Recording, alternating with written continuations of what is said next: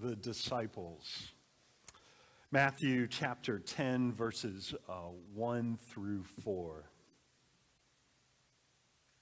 Then Jesus summoned his 12 disciples and gave them authority over unclean spirits to cast them out and to cure every disease and every sickness. These are the names of the 12 apostles. First, Simon, also known as Peter, his brother Andrew, James, son of Zebedee, and his brother John, Philip and Bartholomew, Thomas and Matthew, the tax collector, James, son of Alphaeus, and Thaddeus, Simon the Cananaean, and Judas Iscariot, the one who betrayed him. The word of the Lord. So I've told you about this passage and the other lists we have of the disciples, that scholars think they are listed in order of importance. They don't know that for a fact, but that's what they think based on how much we hear about the various disciples. So today we're on number 10 and number 11. Lord, help me. What will I say about these two? Number 10 is Thaddeus. Number 11 is Simon the Cananaean. Thaddeus is on the lists that we have in Matthew and Mark, but on the lists we have in Luke and Acts, he is Judas, son of James. Simon the Cananaean is on the list we have in Matthew and Mark, but he becomes Simon the Zealot on the lists in Luke and Acts. And guess what? With Thaddeus and Simon the Cananaean, the Zealot, this is all we have on them. There's not a whole lot more. There's some suspicions that they may go by other names, but we're hard-pressed to know that for sure. Interestingly, the legends we have about them in the church is that they were martyred at the same time. And so in Toulouse, France, in a basilica there, virtually unmarked down in the crypt are, at least what we think are some of the remains of Simon and Thaddeus down there. A lot of folks who live in that town don't even know that they're there. The other place where some of their remains are together is St. Peter's Basilica in Rome. As far as the Basilica in Toulouse, France, in the Middle Ages, that was a very important pilgrim's path on the way of Camino de Santiago, on the way to Santiago, to the grave of James the Greater. And so there was a period of time in the Middle Ages where churches on that route were built, very large and prominent, and lots of relics were brought to these churches so the people on the pilgrim's path could visit them and pay homage to them. Simon, who is referred to as the Zealot and the Cananaean, he is thought to possibly be a zealot. However, he existed a few decades before the zealot movement took place. Maybe he became a part of the zealot movement, and that's how he earned his name. But really, that took place, that whole zealot movement, a resistance against the Roman Empire after his time with Jesus and Jesus' ministry. So that is doubtful. What we think is that he was most definitely enthusiastic for the Jewish law, enthusiastic for following Christ, and so indeed he was a zealous man. As far as Thaddeus, well, some wonder if that was a nickname for him, if he indeed was Judas, son of James, and because of Judas Iscariot's history, that maybe they nicknamed him Thaddeus so he would not be affiliated with Judas Iscariot, that he would be differentiated from him. From the 6th century, there is a book called the Acts of Thaddeus, and in that book, Jesus is engaging with a king from Mesopotamia. And so Jesus sends Thaddeus to Mesopotamia to proclaim the good news. Edessa is the place that he goes, and so we get a little bit of legend around Thaddeus from that story.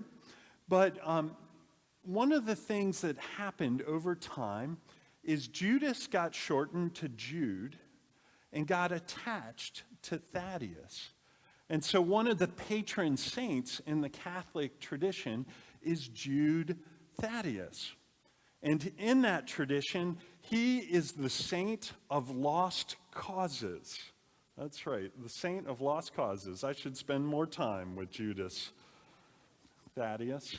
Funny enough, they think he got this prestigious position because he was right before Judas Iscariot, so he kind of got forgotten about.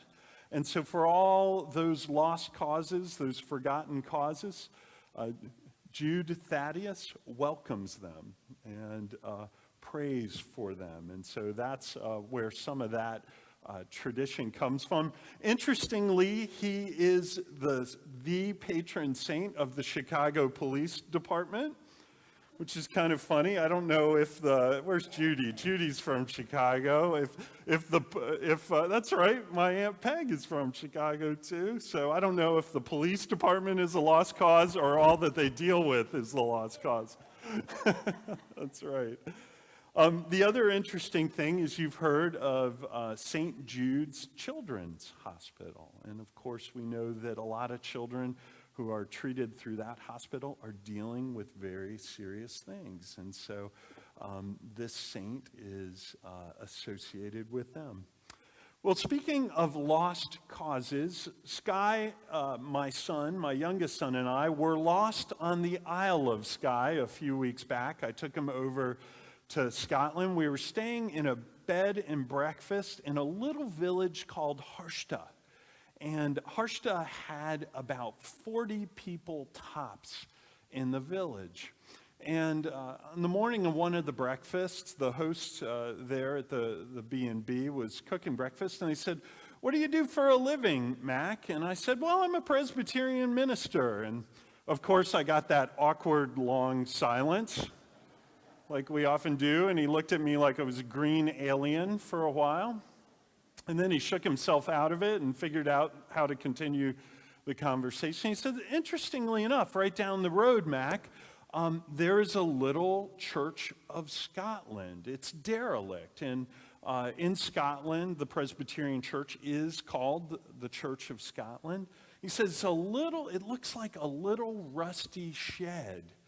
And I know one guy in the village, he said, who's in his mid-80s, and he remembers a time when a minister would come once a month, one Sunday a month, and do services there, and the whole village would stop what they were doing and show up in that little tiny shed for church. And then the B&B owner went on and said, "I don't think there's been anything there for a really long time. This 85-year-old wanted his children to get married there, but by the time they were getting married, it was already kind of going to rack and ruin." So Skye and I's last Sunday there, our last day there was a Sunday, and I said, "Skye, let's go on down to this little Church of Scotland and see what's there." So we went down just about a quarter of a mile down the hill in the village. And there, sure enough, was this rusty shed. No pathway to it. The grass was tall. And so we walked out there, and as we were walking out there, Skye was in shorts, and he got stung all over his legs by stinging nettles. And I kid you not, they were already kind of blowing up by the time we got to the door of the church. And he was like, "Dad, why are we here? Why are you doing this? You minister." And we looked, and the door had fallen off into the grass. The floor was broken inside, wasn't safe to stand on. Pews were knocked over. The only thing really standing was the pulpit was still there with some fabric that had been weather-worn.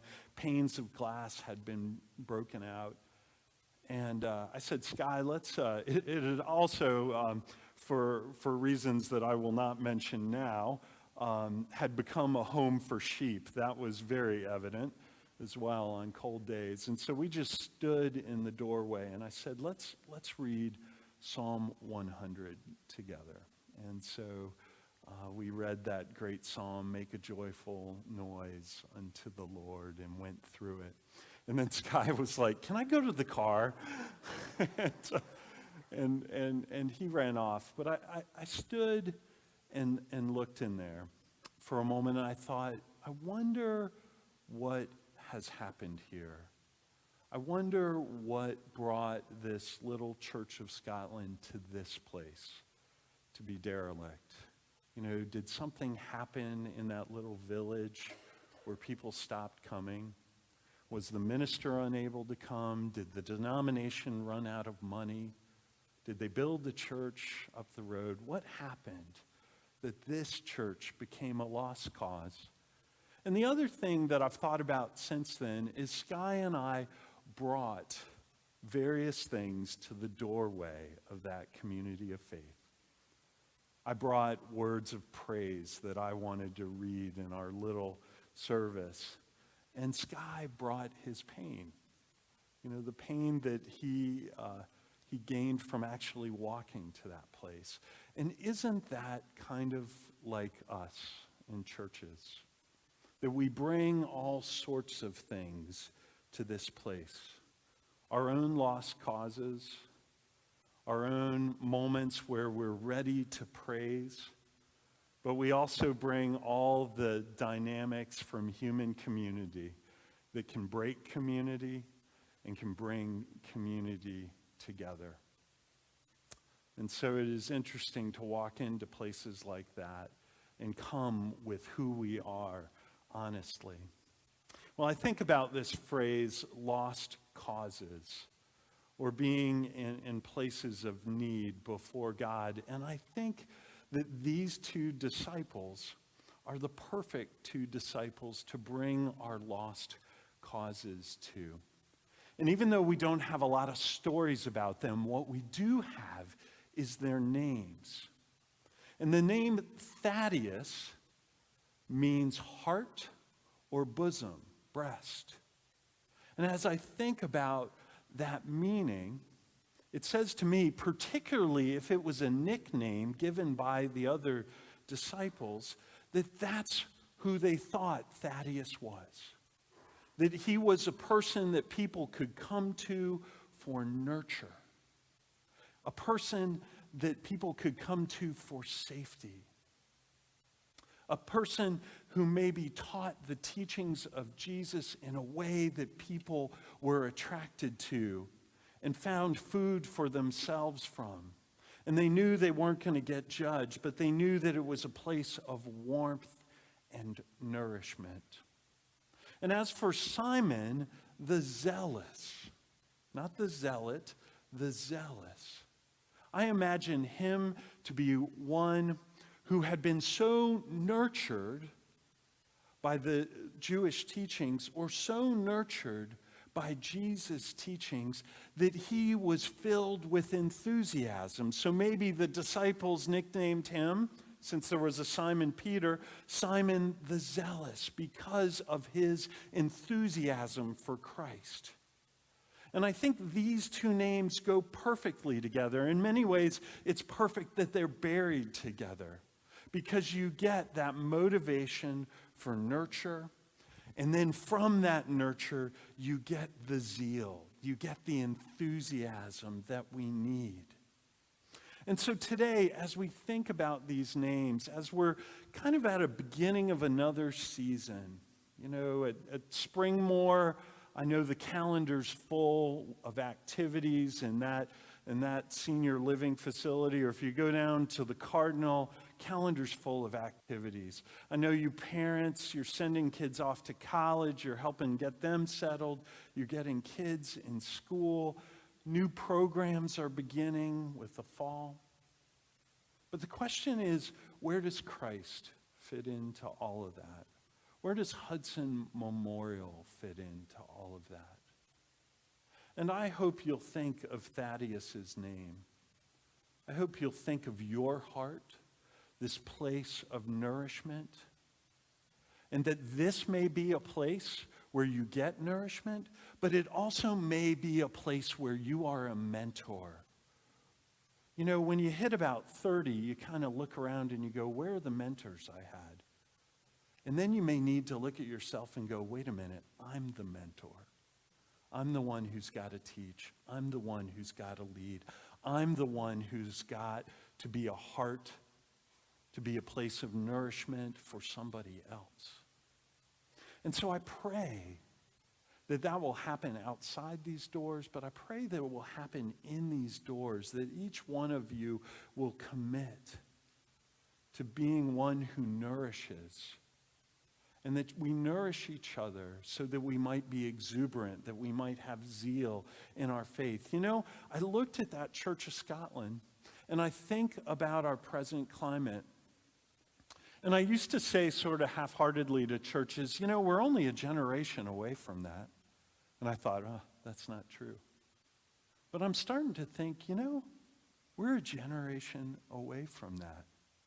If we don't take seriously the fact that each of us are responsible for proclaiming the good news of Christ, that we're one generation away from empty pews. So I pray that won't be the case. I pray that you will place yourselves in situations where you can be nourished. And a lot of the time after the age of 40, nobody's going to do that for you. You're going to have to do that for yourself. But there are plenty of people around you who will suggest things to you that have built them up in their faith that they think might build you up. And certainly I've talked to many a teacher who has said, you know what? I really started growing in my faith when I placed myself in a position to teach children or to teach youth or to teach other adults because I had to sit down and start reading and learning. And so I was being nourished, and it made me more hungry to nourish others. And so the church is really yours, folks.